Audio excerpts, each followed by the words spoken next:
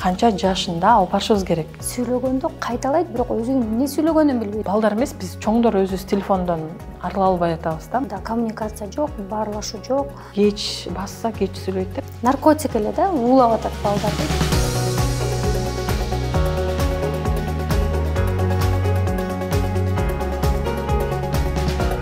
Саламатсыздарбы, биздин YouTube каналыбыздын көрүүчүлөрү. Биз ар бир көрсөтүүбүздө силердин жазган комментарийлерди окуп, ал жакта сиздерде кандай көйгөй болуп атат, кандай суроо болуп жатат, ошолорго карап адистерди, керектүү инсандарды издегенге аракет кылып жатабыз. Ошол силер жазган суроолордун арасында логопед чакырыңызчы деген аябай мындай көп суроо сунуштар болгон экен. Сиздердин өтүнүшүңөрдү аткарып, биз бүгүн кыргыз тилдүү логопед, дефектолог жана сурдопедагог Ракыя Жигишбек кызын чакырдык. Саламатсызбы? Саламатсызбы? Ракыя, бизде эң биринчи суроом мындай болот. Көп эле балдарда 3 жашта сүйлөй элек болот, кээде 4 жашта, анан сизге окшогон адистерге, логопедке биз ата-энелер кайрылыш үчүн канча жашында алып барышыбыз керек? Азыр мисалы мүмкүн бизди көрүп жаткан ата-энелердин бирөөсү баласы 1 жашта, мүмкүн 2 жашта. Кайсы убакта деги ушул мындай ойлондуруп биз логопедке көрсөтүшүбүз керек? Бул аябай актуалдуу тема. Анткени көпчүлүгү мен өзүмдүн башымдан өткөн, мен кызымды алып барганда 1 жаш 7 айында алып барганда 3кө чыккандан кийин келгиле логопедке деп кетирип жиберген. Толук көргөндө эле эмес, эшиктин сыртынан эле кетирип жиберген. Көйгөйдү байкап, сүйлөбөй жатканын байкагандан кийин ошондой болгон. Деги эле 3 жаштан кийин тескерисинче кеч болуп калат. Канчалык эрте балада көйгөйдү байкаса, ошончолук эрте кайрылган оң болот. 1 жашынан баштап деле келсе болот.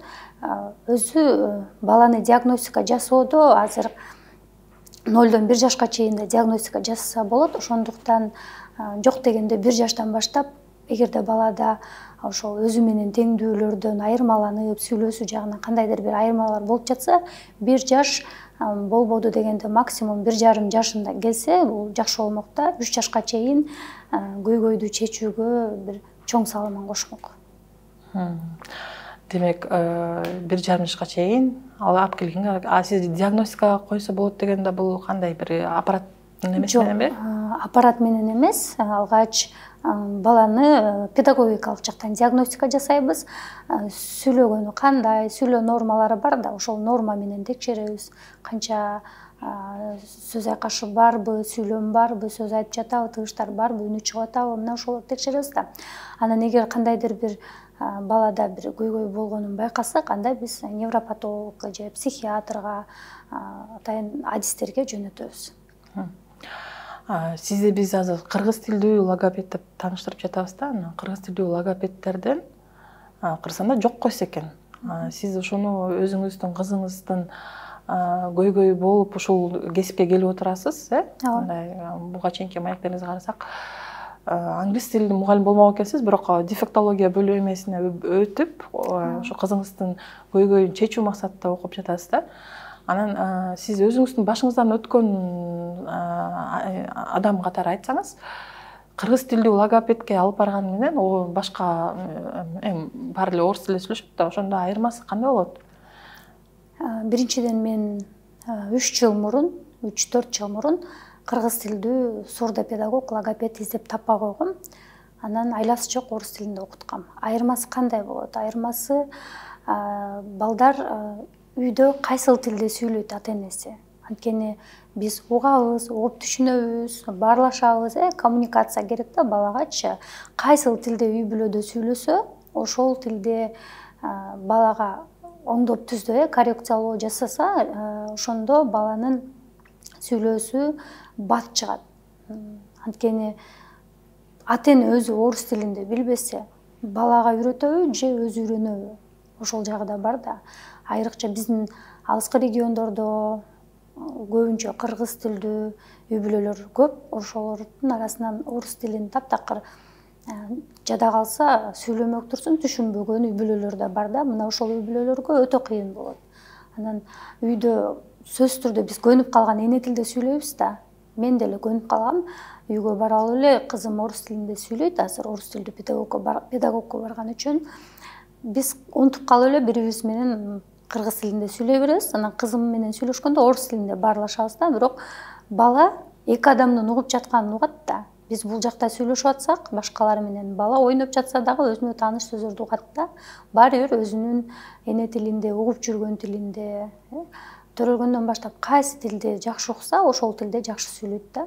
Анан биз алып баралы эле орус тилдүү логопедтерге алып барабыз дагы, анан ортодо баланы кыйнап салабыз. Мисалы биз 11 жыл, мисалы мен өзүм деле 11 жыл англис тилин окугам да. Биринчи класстан баштап углубленный класс деп ошондо аталчу. Бирок мен англисче эркин сүйлөп кеткен жокмун да 11-де бүткүчөм. Же орус тилин эркин сүйлөп кеткен жокмун. Кыргыз тилдүү мектепте окуган үчүн орус тили билесиз дайыма кирет бизге. Бирок биз эркин сүйлөп кеткен жокпуз да. Ошондой эле балдар деле жумасына 3 жолу логопедке барганы менен барганда аш барса 45 мүнөттө окуйт. Результат ошол мектептегидей эле болот да. Жада калса мен өзүмдүн башка балдарым менен салыштырганда менин балдарым улуусу 12 жашта, анан алар биринчи класска чейин бүт кыргыз тилдүү садик, бала бакчага барган, үйдө кыргыз тилде сүйлөгөнбүз. Азыр мен орус мектепке бергем, кызыма байланыштуу кызым менен сүйлөшсүн деп. Бирок орус тилинде дагы деле эркин сүйлөшө элек. Ой жүгүртүүсү кыргыз тилинде. Ошон үчүн үй бүлө кайсы тилде сүйлөсө ата-эне ошол тилде баланы окуткан туура болот. Бирок сиз азыр айтып атасыз, салыштырмалуу ирет айтсак, мисалы чет жакта Кыргызстанда жашагандар, мисалы Россияда көп жашаган ата-энелер өздөрү орусча сүйлөй албайт, бирок балдары орусча судай сүйлөйт да. Мисалы, ооба болот. 5 жашка чейин, 6 жашка чейин бала орус тилдүү бакчага барса, эгерде чөйрөсү орус тилдүү болсо, же болбосо көпчүлүк учурда мультфильмдерде ошол эле теле берүүлөрдө орус тилинде көрүп, азыр көп балдар орус тилинде тили чыгып атат. Анткени ошол информацияны угуп атат. Бала кайсы тилде көп угуп атса, ошол тилде сүйлөй берет да. Эгерде үй бүлөдө эч ким орусча сүйлөбөсө, анда чыкмак эмес да. Же чөйрөсү орус тилдүү болбосо, анда чыкмак эмес. Сиз жана айтып калбадыңызбы, эрте диагностиканы 1,5 жашка чейин алып келсе биле алабыз деп. Мисалы үйүндө азыр 3 жашта, 4 жашта баласы барлар, сүйлөй электер, кандай нерсеге көңүл бурушубуз керек? Бул көңүл бурса болот. Мисалы балада бир кандайдыр бир ушу көйгөй бар экенин, кандайдыр бир эмелер, симптомдорун айтып кетесизби? Сүйлөө нормасы боюнча айтып кетейин. 1 жашта бала бирден сөздөрдү сүйлөп калыш керек. Сөздү сүйлөдү дегенде биз айткан сөздү кайталоо же болбосо жөн эле түшүнбөй эле папа папа, тата тата, апа папа деп сүйлөө эмес, дал апа ким, ата ким экенин түшүнүп сүйлөө, бул сүйлөөгө кирет. Жөн эле кайталоо айтуу эмес да. Ошол 1 жашында түшүнүп апа, ата же болбосо бер деген кыска сөздөрдү, бир муунду сөздөрдү сүйлөсө, бул норма болот да. Анан 1 жаштан баштап диагностиканы айта берейин. 1,5 жашында бала сөз айкашын сүйлөп калыш керек. Мисалы, апа бер, чай ичем, нан жейм, нан бер, суу ичем. Ушул сыяктуу кыска сөз айкаштарын сүйлөп калыш керек бала. Анан ошол нерсе жок болсо, демек баланын сүйлөөсү кечигип атат деген нерсе. Ал эми 3 жашка барганда бала толук кандуу сүйлөмдөр менен сүйлөп калыш керек. Анан көпчүлүгүн байкайбыз, балам сүйлөп атат дейт. Анан кантип сүйлөп атат дейм да мен. Десем, сүйлөчү балам деп сөздөрдү айтат. Анан кайталайт баласы. Мен өзүмдүн тааныштарыман, туугандарыман деле көрүп калам да, сүйлөп атат дейт, бирок сүйлөгөндө кайталайт, бирок өзү эмне сүйлөгөнүн билбей түшүнбөйт да, жөн эле кайталайт. Анан ата-энелер ушундай нерсе менен адашып атышат да. Кайталаса сүйлөдү деп ойлойт. Түшүнбөй кайталоо бул сүйлөгөнгө жатпайт да. Түшүнүп сүйлөгөн сөз бул башка. Анан дагы суроолор бар экен. Көп ата-энелер айтышат, балам баарын түшүнөт, бирок сүйлөбөйт. Анан мындай байкап дагы бул жерде караш керек да. Мисалы үчүн 2,5 жаштагы балага биз суроо бергенде, татаалыраак суроолорду бергенде түшүнүш керек. Мисалы, ашканага барып, сурманын ичинен кашыкты алып кел же бир нерсени алып кел деп, бир аз татаалыраак суроолорду бергенде бала түшүнсө, демек түшүндү деген. Анан механикалык түрдө жүр эшикке чыгабыз, кийин бул көнүп калганда жүр суу ичебиз, тамак жейбиз дегенде ошол убактагы ситуацияга карап бала түшүнүп, бул механикалык түрдө түшүнүү болуп калат. Бул кыска түшүнүү, бул толук кандуу түшүнүүгө жатпайт да. 2,5 жаштан баштап бала ошондой татаалыраак суроолорго түшүнгөндө, демек бул жерде бала түшүнүп атат дегенди билдирет да. Ошонун айырмасын ата-энелер билсе жакшы болмок да. Биздин өзүбүздүн эле туугандардын арасында 4-5 жашка чыкканда сүйлөдү да баласычы. Ага чейин сизге окшогон адистерге алып барса, сүйлөйт деп айтышыптыр да. Бирок биздин кыргыздардын арасында да азыр ушундай көп болуп жатат. Анан биз буга чейин бир канча адистерден баарынан эле ушул телефондун зыяндыгын жөнүндө мындайча айтканда сайрап эле келатат да, көп элечи.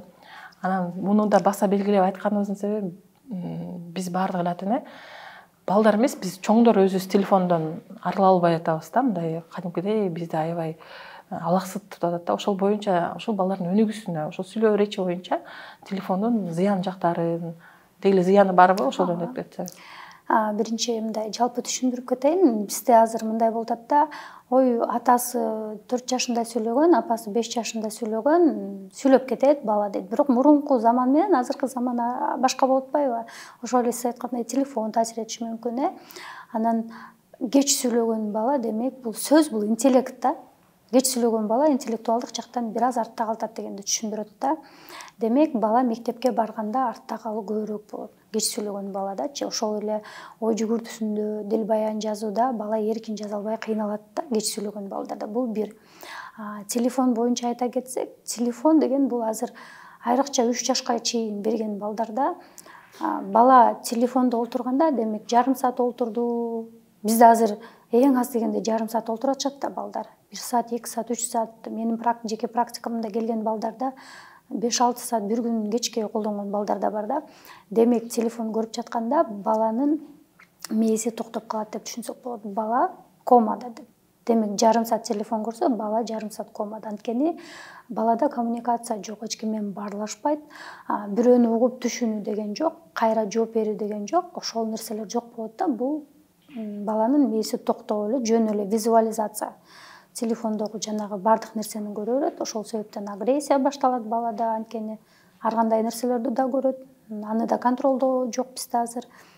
Анан ошол нерсенин баарын көрүп үйрөнөт дагы, кыйынчылыктар ошондой болуп атат да. Ошондон бала, бизде агнозия деген белги бар да, логопедияда. Агнозия деген белги бул бала угат, угуусу бар өз калыбында, бирок атын айтсаң карабайт. Ушундай темалар менен көп кайрылышат ата-энелерчи. Өзүнүн атын билбейт. Звуктарга, мындай үндөргө, мисалы үчүн бир нерсе тарсылдаса карайт, аны муну карайт, бирок сөздү ажырата албайт, табыштарды ажырата албайт да. Бул баланын демек угуусуна таасир этип атат. Угуу анализаторлору баары норма, бирок угуп түшүнүү деген жок балада. Ошондой көйгөйлөр болуп атат да. Анан атын айтса, карабай атса, демек бала сөзгө кантип түшүнөт? Сүйлөө жагынан артта калат. Сөзгө түшүнбөгөн бала демек сүйлөбөй калат да. Анан дагы бир зыяны бул бала 15 мүнөттөн ашык кыймылдабай олтура берсе, баланын бүт координациясына зыян. Демек бала бүкүрөйүп баштайт. Бул ошол эле кабыргаларына зыян болуп баштайт. Азыр жана сколиоз деген оорулар чыгып атпайбы? Мындай переходный возрастка жакын болуп калганда көбүнчө ошондой болот да эми. Анын себептерин врачтар билет, бирок бул дагы ошондой эрте эле баланы ошондой ооруга алып келиши мүмкүн да. Анткени кыймыл жок эле, кечке монтип отура берсе, балада кыймыл жок. Качан кыймыл болуп балада кан жүгүргөндө баланын акыл эси өсөт, сүйлөөсү өсөт. Ошол эле артикуляция, бул жердеги артикуляцияны иштетиш үчүн бизде бут менен кол жакшы иштеш керек.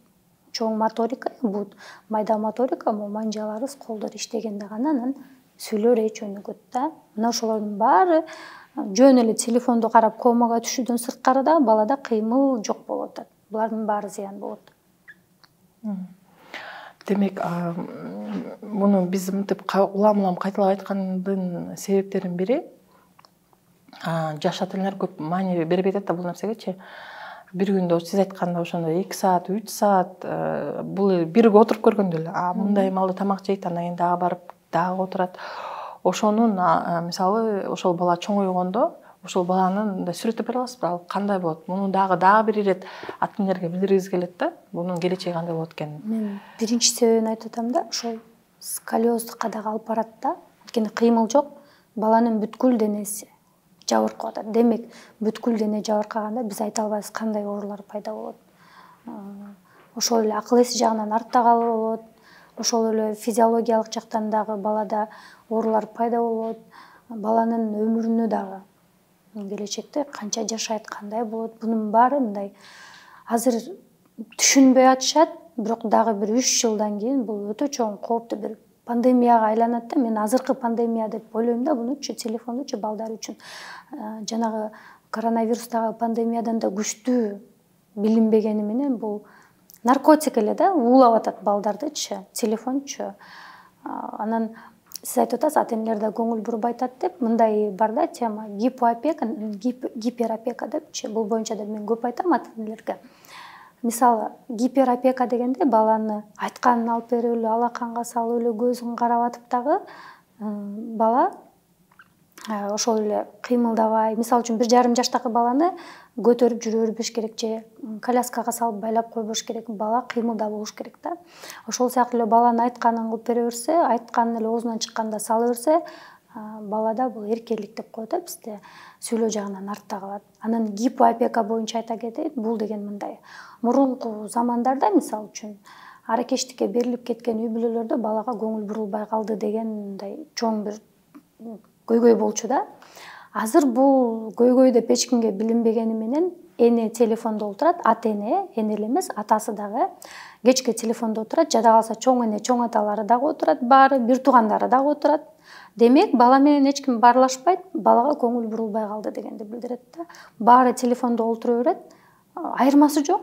Жанагы аракештикке берилип таптакыр баласын таштап койгон баладай эле бала да коммуникация жок, баарлашуу жок, көңүл буруу жок, сүйлөшүү жок. Балдарда ошондой эле гиперактивность дегендер бар да, ошолор пайда болуп атат да, себеби көңүл буруу жетишпейт. Анан албетте сүйлөшүү жагынан да артта калат.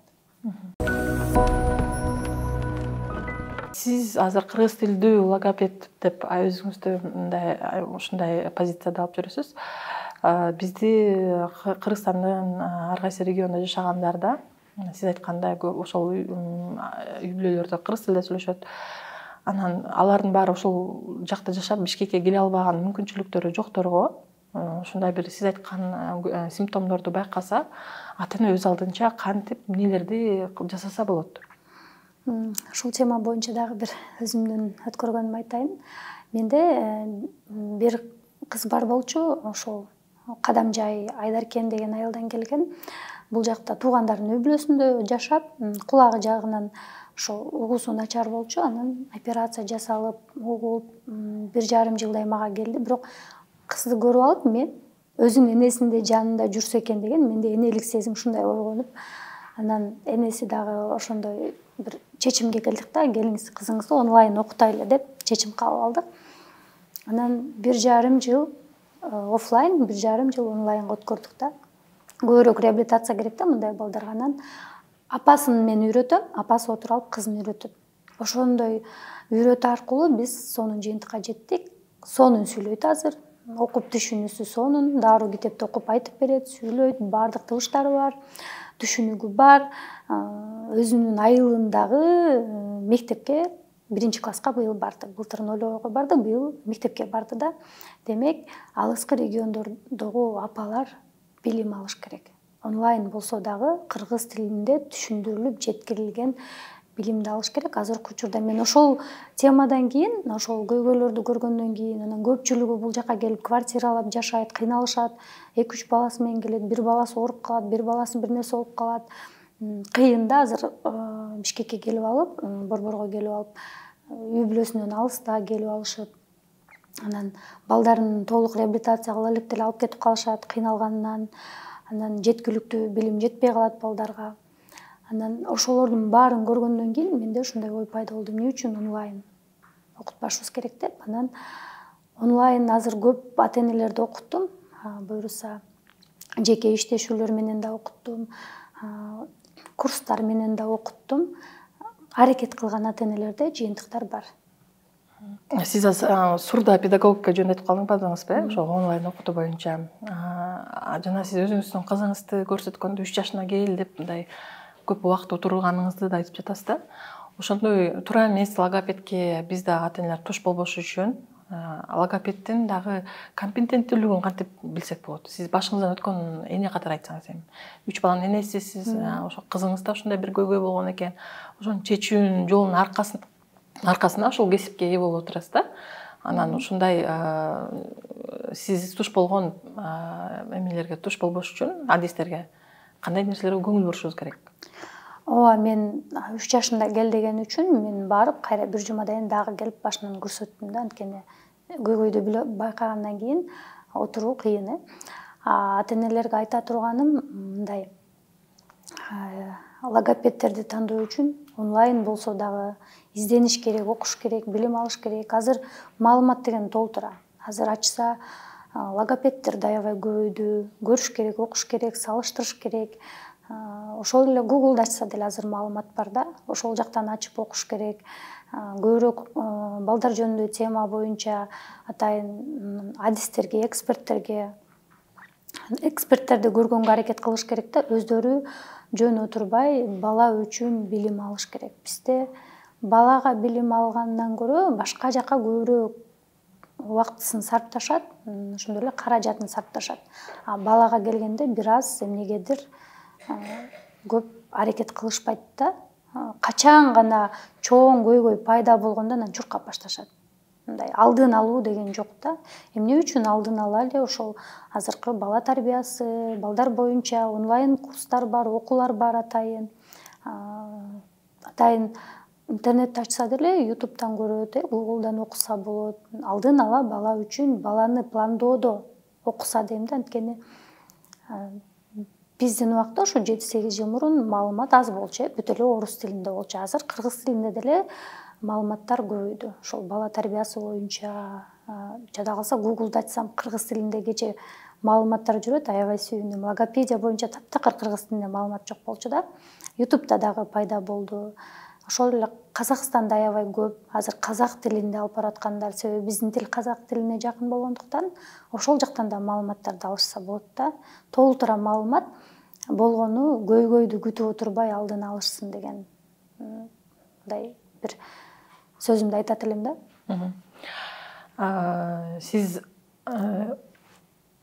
оюмду унутуп калдым, жаңы айтып келем. Бизге келген ата энелердин суроолорун окуганга чейин сизге мындай суроо болот да. Сиз өзүңүз азыр коомдук бирикме, Слышим вместе деген коомдук бирикмеде иштеп жатырсыз. Кандай көйгөйлөр көп менен көп келип жатат? Негизи эле бул жаатта, сиздин кесибиңиз жаатта ата энелер балдардын арасында кандай оорулар көп болуп жатат? Азыр оорунун түрү аябай көбөйүп кетти. Чындыгында ар кандай толук кандуу диагноздор да коюлбайт. Анан азыр ЗПРР, ЗРР деп диагноз коюп койду врачтар деп көп кайрылышат да магачы. Анын ал ЗПРР деген бул айырмасын өкөнү тең айтып кетейин, бул диагноз эмес. Бул белги, орусча симптом деп коет да. Демек, көпчүлүгү диагноз ушундай экен деп ойлойт. Жок, аны тереңдетип дагы врачтарга барсын, логопедтерге, дефектологторго барсын. Анткени ЗПРР деген бул кыргызча түшүндүргөндө психикалык жактан бала артта калып атат, сүйлөө жагынан жана психикалык жактан артта калып атат дегенди билдирет. Өзү менен теңдүүлөрдөн артта калды дегени психикалык жактан. Демек, бул диагноз эмес да, түшүндүрө келгенде. Балким бул жерде балада аутизм деген болушу мүмкүн, балким балада дагы интеллектуалдык жактан артта калуу болушу мүмкүн, ар кандай диагноздор болушу мүмкүн да. Анан ЗРР дегенде бул жерде баланын акыл эси ордунда, баары ордунда болгону сүйлөө жагынан артта калып жатат дегенди билдирет да. Булар диагноз эмес. 3 жашка чейинки балдарга ЗРР деп коет өзү логопедияда. ЗРР деп коет, ал эми 3 жаштан кийин ОНР деп коет. Түрү ошол, сүйлөө жагынан артта калып атат деген, психикалык жактан баланын физикалык жактан эч кандай баланын артта калуусу жок, болгону сүйлөө жагынан артта калуу дегенди билдирет да. Ушул эки темада көбүрөөк кайрылышат. Демек, ЗПРР деп диагноз койсо, психиатрга барып жакшылап дагы кошумча лечение алыш керек балага сөзсүз түрдө. Бир эле убакта комплексный болуш керек, реабилитация, коррекциялоо. Логопедке, дефектологко да барыш керек, ошондой эле психиатрдан дагы айтканын кылып лечениясын алып турганда гана анан жыйынтык болот. Андан соң баланын эгер дагы татаалыраак болсо, чыныгы диагноздорун аныктаса болот. Азыр келген суроолордун арасында дагы ошол ЗПРР боюнча диагноз боюнча бул демек оор эмес экен, Бул белги. Белгисиз кайсы диагноз. Ошол боюнча да көп суроолор болуп жатат. Ошондойго туш болгон ата энелерге демек бул жакшы болуп кетишине көп мындай эме бар экен, ишеним бар экен, Ооба, ар түрдүү да. Бирөөсүндө балким оорураак диагноз болушу мүмкүн, бирөөсүндө жеңилирээк болушу мүмкүн. Аны диагностикалоо учурунда, реабилитациялоо учурунда билинет.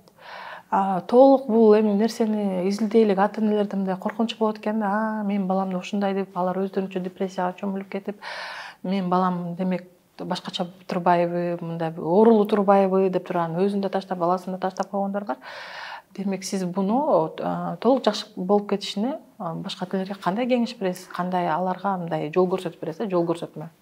Эгерде балада оор диагноз жок болсо, анда жеңил болсо, бул менен иштеп кетсе болот. Бирок албетте биз айта албайбыз, ар бала ар кандай.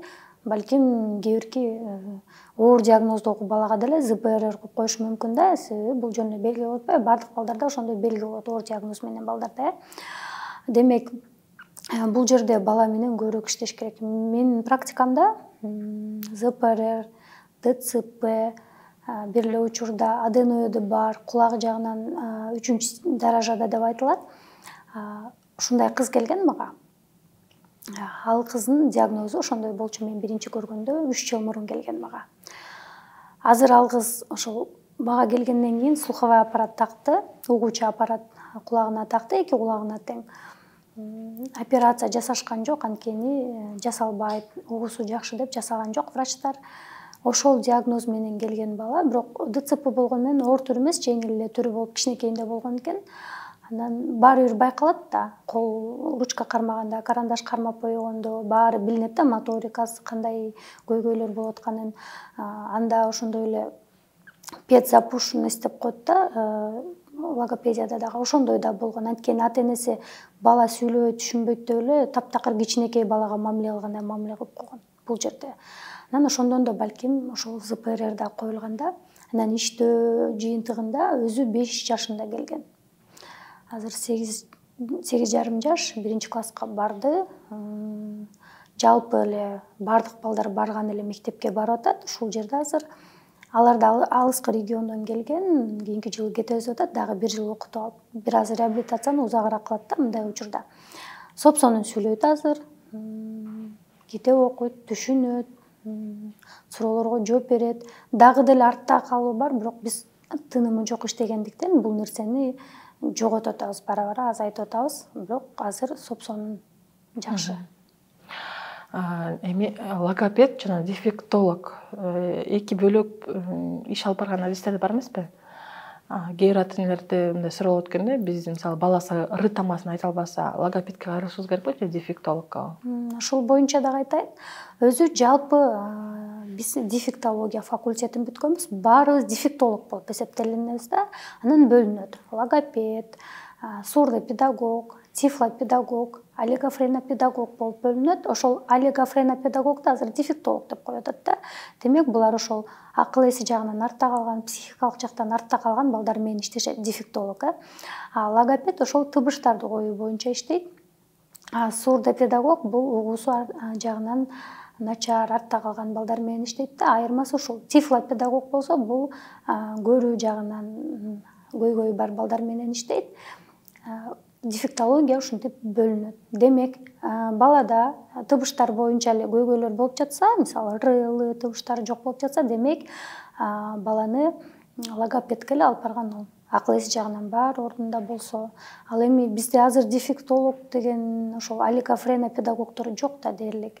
ошол эле бизде Кыргызстанда бир эле Арабаева университетинде гана окуткандыктан ал жакта ликофрена педагогдордун бүткөнүн көрбөйбүз деле. Мындай чаанда гана бүтпөсө, демек андай педагогдор бизде жакшы, мындай көп эмес да. Ошол эле логопеддер өздөрү ар жактан ар тараптуу билим алып атып, анан дефектолог болуп, ар кандай балдар менен иштеп атышат да. Ошол эле мен деле азыр Соордо педагогиканы бүткөм, бирок логопедияны Казакстандан бүттүм. Азыр магистратурага атайын педагогика тапшыргандыктан дефектолог дагы болуп калдым да. Демек, ар тараптуу кылып изденсе, логопед деле иштесе болот. Бирок караш керек. Логопед табышты эле коебу же мындай балдар менен да иштейби деп айырмасын билиш керек да. Эми кайра ЗПР эмеге кайрылсак, ошол белгиге. Биз жакында аутизм белгиси бар апа менен маек курганда ал айтып калды. Негизи аутизм деген диагноз коюлган, белги коюлган ата энелерге негизи өкмөт пособие төлөп берет экен да. Бирок биздин өкмөт ошол диагноз ушундай деп коюлгондон көп оңой менен алып алышпайт экен бул кагазды. Сизге окшогон адистер бир карап айта алат да турабы, сиз мисалы азыр ЗПР менен көп иштеп атасыз, анан аутизм белгилери барлар менен да көп иштеп атасыз. ЗПР менен аутизм, ошол аутизмдин белгиси бар ата энеси ошол пособие алыш үчүн ошол кагаз ала албай аткандарга сиз ушинтип бир көрүп айта аласызбы, бул балада аутизм экенин, же кандай, бул же ЗПР деп? Биз педагогдор диагноз койбойбуз. Диагнозду психиатрлар коет. Дал ошол аутизм боюнча. Ооба. Бирок биз эми иштешкен үчүн айырмалап көрөбүз. Бирок биз так диагноз койбойбуз, алар коет. Практика боюнча айта кетейин, ооба, ЗПР деп эмне үчүн оор диагноз менен да балдар деп атам, анткени ошол эле аутизм балдарга да ЗПР деп коюп жиберип атышат. Ошон үчүн айтам, жакшы психиатрга барса, чыныгы диагнозун коюп бермек да.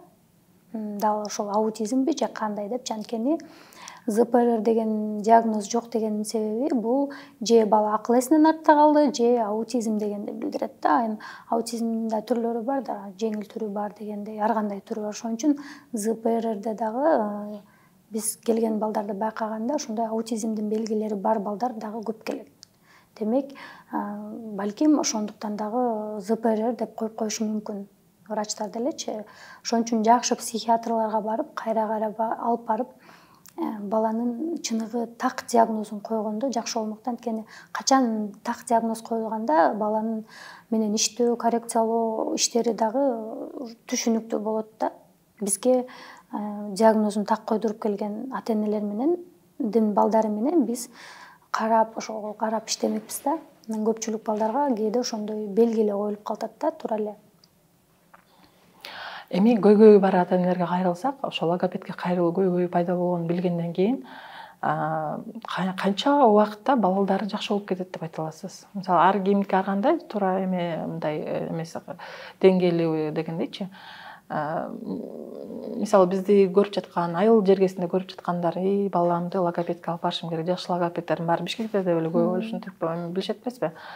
Ошондо алар үчүн мындай канча убакыт аралык, канча убакытта деги жакшы болуп кетет деген мындай бир эмелер болсо керек, убактылары. Ар бир бала ар кандай да. Бизде логопедияда бир эле табышты коюш үчүн 1,5 ай убакыт кетет.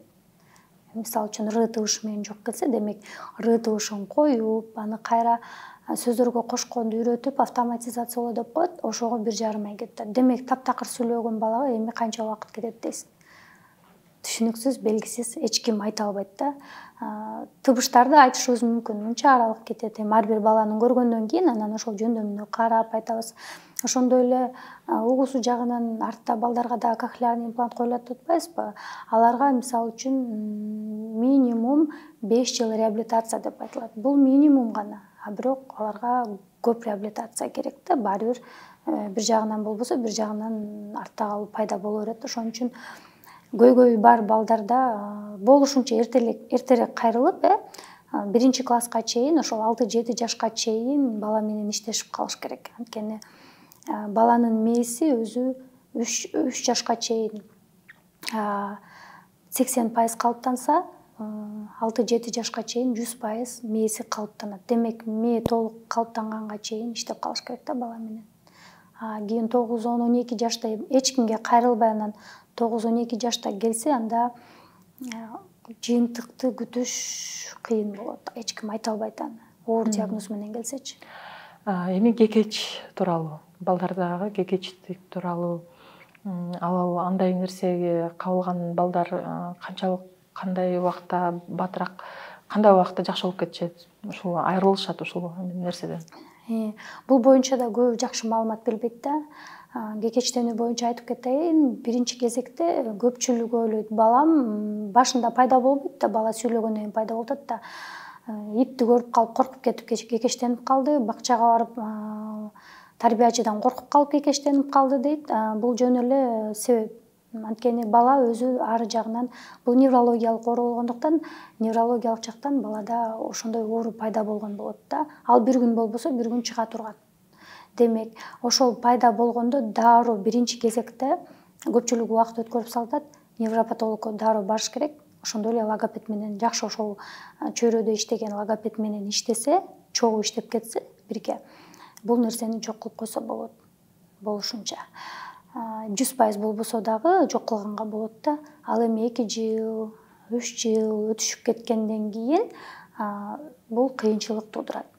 Бирок ошол эле учурда невропатологко барып, дарыланып, жана ошондой эле жакшы логопедке барып, ушул темада түшүнгөн логопедке барса, бул нерсени ата-эне үчөө иштейт да. Ата-эне да көп, бала дагы көп жардам бериш керек. Жада калса жашы бир топ улуу болуп, 10 жаш, 20 жаш, 30 жашка барса дагы өзүнүн ыкмасы бар. Ошол ыкма менен бир аз болсо дагы ошону жок кылып, ыкма менен иштесе болот. Бирок ал жок болуп кетпейт, ыкмасы менен иштесе болот. Эми биз келген ата-энелерден келген суроолорго кайрылсак, биз эскерте кетсек, кандайдыр бир адистер, өз ишин мыкты билген адистер чакыраардын алдында биз алдай Instagram баракчасында сурамжылоо жүргүзөбүз. Кандай силерде суроо бар деп. Бир сыйра жана таанышкам, ал суроолорду көбүнчө эми сизге көрсөткөндөн кийин мындай адиске көрсөтүп, андан кийин гана суроолорду албаса, көпчүлүк мындай индивидуалдуу суроолор экен да. Анын арасында бир могул бир суроону байкап калдым. Так. Көп балдар ш табышын с дешет. Шыпыргы эмес, сыпыргы деп. Ошол табышты оңдоого ата-энелерге бир ыкма сунуштай кетсе жакшы болмок дейт. Бул жерде көбүнчө балада тонус болушу мүмкүн, же болбосо бала тилин кайсыл жакка жайгаштырганды билбеши мүмкүн. С менен шнын айырмасы эмнеде? Эки табышты биринчи айырмалаш керек да. С болгондо с ылдыйкы тиштин артына коюлат. С болуп күлүп айтылат да, ылдыйкы тиштин артына коюлуп, үн чыгат өзү, шамал чыгат да. Ал эми ш табышына келгенде тескерисинче күлбөйбүз. Тил өйдө кайрылыш керек. Бул үстүңкү тиштин артына өйдө мынтип кайрылып турат да. Билинбей биз шыны кошуп сүйлөп кетергөн менен койгондо, демек с да күлсөк, ш да тилди өйдө көтөрүп ш деп айтабыз да. Айырмасы ошол. Анан тилдин каякта жайгашканын да бала билбеши мүмкүн. Ошондой эле жеңил дизартрия түрүндө л, р, ш табыштарын жакшы айта алышпайт балдар. Ошондой дагы учур болушу мүмкүн. Ошондой эле тили кыска балдар дагы көбүнчө суроо беришет. Булар сүйлөй берет, тили кыска балдар жакшы эле. Анан дал ушул ш, р, л табыштарына келгенде айта албашы мүмкүн. Ал үчүн ошол артикуляциялык өзүнүн көнүгүүлөрүн дайыма жасаш керек. Анан ошол артикуляциялык көнүгүүлөрдү жасоо аркылуу тилди кыймылга келтирет да, жана кыска тилди делечи сөзсүз түрдө эле кестирүү эмес, кыймылга келтирсе болот. Анан ошол табыштарды коюш керек. Албетте сөз биринчи түрдө каерде жайгашканын жана артикуляциялык көнүгүүнү жасап, анан табышты коет. Дароо чыгып кетиш кыйын.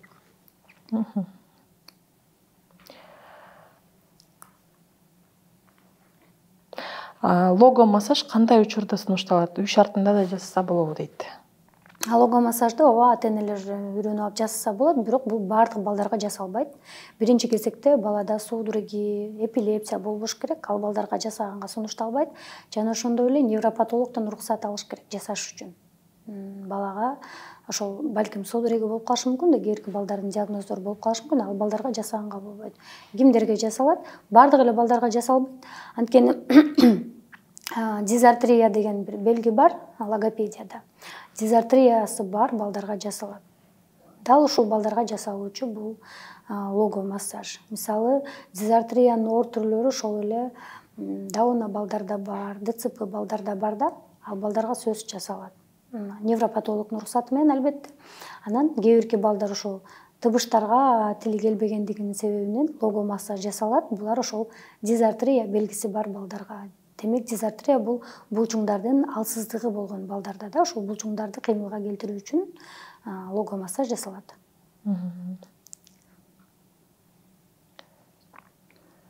Бул жерде небереси тууралуу бирөө апа жазган экен, суроосун бербесек да болбойт. Саламатсызбы, неберем 2,5 жаш, бирок сүйлөбөйт. Ата, апа, эне, анан но деп айтат. Керек нерсени колу менен көрсөтүп түшүнбөйт. Кандай кылабыз, кимге көрсөтөбүз дейт. Демек, бул сөөмөй да, көрсөтүүчү сөөмөй. Көрсөткөн бала сүйлөйт дегенди билдирет да логопедияда. Албетте аны невропатологда сөз түрдө биринчи көрсөтүш керек. Эмне үчүн мындай көйгөй болуп атат? Анан өзүнүн айтканындай эле ноу дегенден кийин бул түшүнүктүү. Эмне үчүн бала ноу деп жатат? Ноуду каяктан үйрөндү? Жанагы эле биз айткан телефон, телевизор. Анан көп айтат, балам телефон көрбөйт дейт. Анан эмне көрөт десең, телевизор көрөт дейт. Айырмасы эмне? Өкөндө тең кыймылдабай көрөт, өкөндө тең жанагы эле көрүп аткан нерсени көрөт. Айырмасы жок, экөө бирдей. Демек, биринчи кезекте эгер ноу деген болсо, телефондон алыстатыш керек. Балада артта калуу уже эми байкалып атат, невропатолог алып барыш керек, жана логопедке сөз алып барыш керек. Эгер сөөмөй менен көрсөтүп атса, бала психикалык жактан баланын акыл эси ордунда дегенди билдирет да, сөөмөй менен түшүндүрүп көрсөтүп атат да. Бул жакта көп ата энелерде да ар кандай бала мынча жашта мынча сөз сүйлөйт деп ушундай болуп атат. Сиз бир норма айта кетсеңиз, мисалы 1 жашында мынча сөз билиш керек, 2 жаш жасында мындай деп. Азыр бул жакта суроо мындай экен, 1 жаш 3 ай канча сөз сүйлөп калыш керек дейт. Мен жана айтып кеттим, азыр дагы кошумчалайын. Мынча сөз деп сөз айтылбайт, бирок нормалар мындай. 1 жаштагы бала ошол 1 сөздү айтыш керек. Бирден сөздөрдү түшүнүп айтып калыш керек. 1,5 жаштагы бала сөз айкаштарын айтыш керек. Ал эми 2 жашка чейин бала алгачкы тыбыштар бар да. П, Б, В, Ф, К, Г, Х, Т, Д тыбыштарын 2 жашка чейин ушул тыбыштардын баары балада пайда болуш керек. Ал эми 2 жаштан 3 жашка чейин С, З, Ц тыбыштары пайда болуш керек. Ал эми 3 жаштан 4 жашка чейин Ш, Ж, Ч тыбыштары пайда болуш керек. 5 жашка чейин Р тыбыштар пайда болуш керек. Эгер ушул нормада тыбыштар балада жок болсо, демек баланы логопедке алып барып, адистерге алып барыш керек сөз түрдө. Бул жерде кээ бир суроолорду бул жакта эле эмес, көп байкадым. Ата энелерде бир диагноз койгондон кийин эле деп отуруп калышат экен да, мындай результат болобу болбойбу деп мындай эчтеке кылбай эле ойлонуп калгандар бар экен. Бул жерде да бир суроо экен. Кызым 5 жашта, невролог дислалелия диагноз койгон. Үй шартында кандай көнүгүүлөр жасатсам болот дейт. Муну сураганымдын себеби, сиз азыр онлайн жөнүндө көп айтып калбадыңызбы? Көбүнчө эле бизде орус тилдүү логопеддер көп да, ошолорго алып барып эле, анан мындай кылыш керек экен деп ойлонот. Ата эне дагы мүмкүн каражат жагынан жетишсиздик болсо отуруп калып эле, бара албай калып, мүмкүнчүлүгүнө карап үйдө отуруп калышат да. Ошондойго сиз демек онлайн аркылуу да мындай эме консультация берип үйрөтө аласыз, э? Онлайн жеке курстар бар. Анткени логопедке дайым каттай бергендин ордуна онлайн курсту алып алып, ошол 6 айлык, 7 айлык, 1 жылга чейинки бала менен иштей турган тапшырмаларды алса болот да. Дизлалия боюнча айта кетсем, дизлалия бул балада бир белгилүү бир тыбыштардын жоктугу, ошондой эле тыбыштарды алмаштырып айтышы да. Мисалы үчүн мектеп деген сөздү мектеп, К-ны Т-га алмаштырып, Д-ны Г-га алмаштырып алышы мүмкүн да. Ушундай учурда бул дизлалия дегенди билдирет. Белгилүү бир тыбыштар жок дегенде, бала сүйлөйт, бирок тыбыштар жок. Психикалык жактан баланын акыл эсинин баары нормада болгону, ошол тыбыштарда көйгөй бар. Демек, алар менен кантип иштейбиз? Ошол эле жанагы мен СШ боюнча айтып кетпедимби? Тыбыштарды айырмалаганды үйрөтүш керек. Угуп, түшүнүп, тили менен дагы айырмалап койгонду үйрөтүш керек. Менин балам 3,5 айлык, судороги бар, сүйлөсү кеч, кыска сөздөрдү сүйлөйт. Невролог раз деген диагноз койду. Кантип дарыласак болот? 3,5 жаш болсо керек, 3,5. Ошондой адаштырып жазса керек, 3,5 айлык деп жазып коет да. судороги болсо албетте балага массаж жасаганга болбойт, бирок мындай учурда балада булчуңдар жагынан эмес, демек психикалык жактан балада арттагуу болуп жатат да. Ошол эле жана биз айтып аткан ЗПР белги бар бул балада. Демек баланын биринчи угуп түшүнүүсү менен, ошондой эле көңүл буруусу менен иштеш керек. Мындай балдар менен мындай жалпы айтканда когнитивдик функциялар менен иштеш керек. Булар эмне? Булар ошол эле жанагы эс тутуу, көңүл буруу, ой жүгүртүү, мына ошого байланыштуу көнүгүүлөр менен иштеш керек да. Эгер бала таптакыр сүйлөбөсө, көзгө карабаса, көбүнчө мындай балдар көзгө карабашы мүмкүн. Эң алгач биринчи сүйлөтүү эмес, мындай балдарды эң алгач көзгө караганды, ошондой эле ошол когнитивдик функцияларын менен иштеш керек.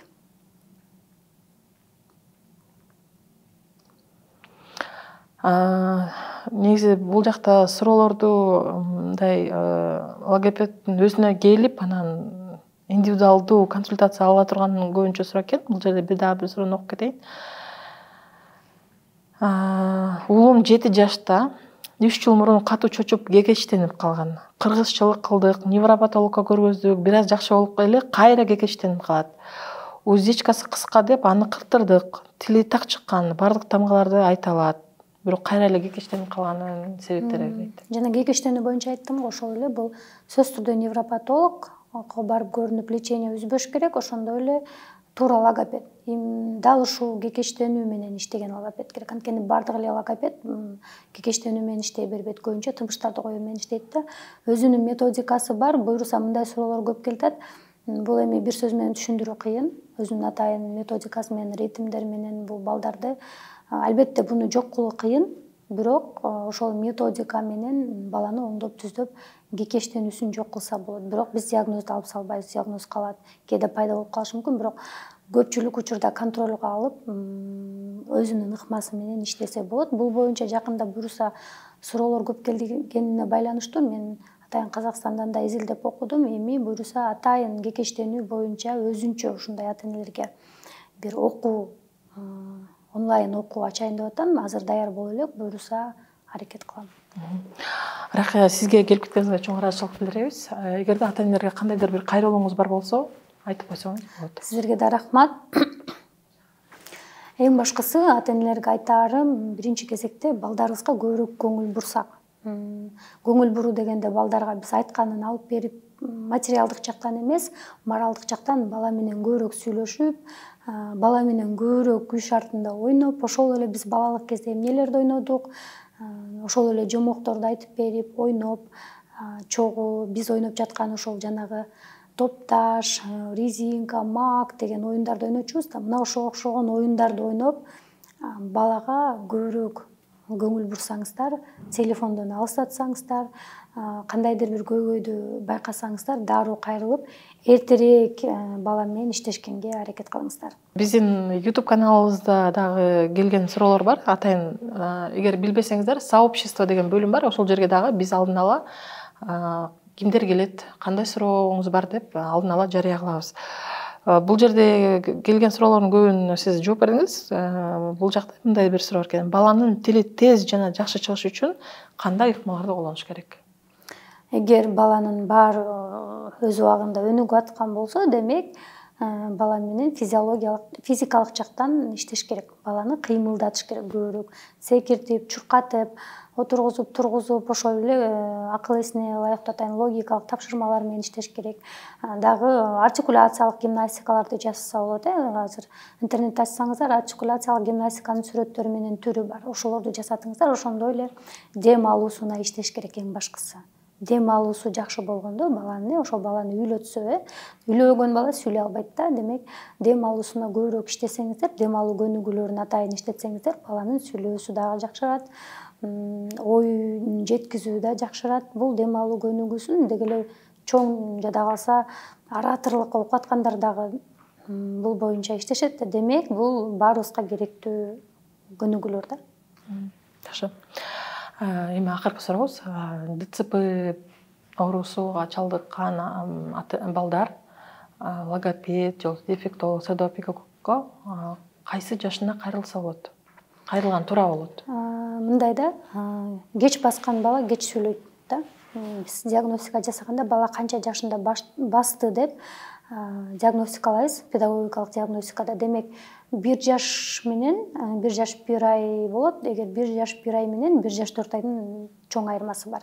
Демек 1 жаш 4 айында баскан баланын сүйлөөсү жагынан кийин бир аз болсо дагы артта калуу байкалышы мүмкүн да, ошол эле табыштардан байкалышы мүмкүн, балким билинбеши мүмкүн кээ биркилерге. Ал эми мындай балдарда сиз айтып аткандай ал балдардын басуусу кеч болот. Булчуңдар алсыз да. Демек булчуңдарга көбүрөөк иштейт. Эгер бала мойнун токтото элек болсо, отура элек болсо, анда кыйын болот иштеш. Сүйлөтө албайбыз да.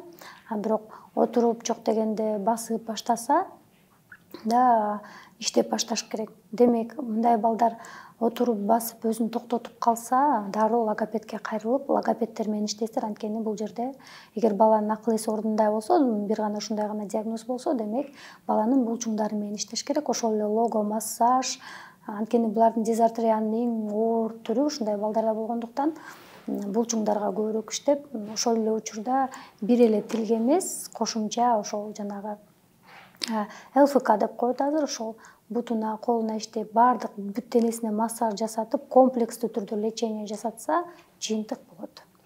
Азыр сиз эме айтып кетпедиңизби, канчалык кеч басса, кеч сүйлөйт депчи. Дени сак балдарда деле ушул эме барбы? Мисалы, кээ бир балдар 1 жашында эле басып кетпейт да. 1 жаш 3 айында баскандар, 1 жаш 4 айында баскан балдар көп болуп атат. Ошолорду демек ушул баскандан билсе болот экен да. Ооба, диагностика жасаганда сөзсүз түрдө ошону байкап, ошону сурайбыз, канча жашында басты эле деп. Демек кеч баскан баланын булчуңунда кандайдыр бир көйгөй болгон үчүн кеч басты да, жөндөн жөн баспайт. Демек билинбегени менен кийин балким ошол эле р эле табышында, ш табышында бир аз көйгөй болуп калышы мүмкүн, айта албай. Сөзсүз түрдө эле кеч басса такыр сүйлөөгө же таптакыр сүйлөбөйт деген эмес, эми аны карап ар бир бала өзүнчө, ошондуктан байкап көрүш керек. Бирок кеч басса, демек сүйлөөсүнө сөзсүз маани беришибиз керек. Урматтуу көрүүчүлөр, биз бүгүн кыргыз тилдүү логопед менен маек курдук. Кийинкиде дагы кандай адистерди чакырабыз деп дагы деле силерден сурай бермекчибиз. Анткени сиздерде кандай суроолор болсо, ошолорду чечкенге аракет кылып жатабыз. Бул адисти чакыргылачы деген деп эле жазбастан, дароо эле суроолоруңузду жаза кетсеңиз жакшы болот эле. Көрүшкөнчө сак саламатта болуңуздар. Бизди көрүп жаткандарыңызга ыраазычылык билдиребиз. Жакшы болуңуздар.